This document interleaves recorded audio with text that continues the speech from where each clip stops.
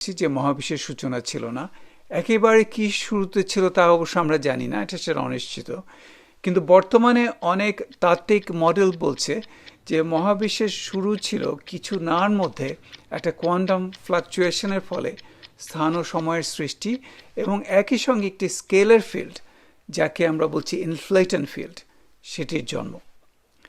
আর big ব্যাংয়ের প্রচণ্ড ঘন উত্তপ্ত অবস্থার জন্য আমাদের একটু অল্প সময় অপেক্ষা করতে হয়েছিল, যখন সেই ইনফ্লেটন ফিল্ডের পোটেনশিয়াল এনার্জি একসময় একটি এক্সপোনেনশিয়াল প্রসারণ ঘটায়, যেটাকে আমরা বলি ইনফ্লেশন বা অতিস্ফীতি।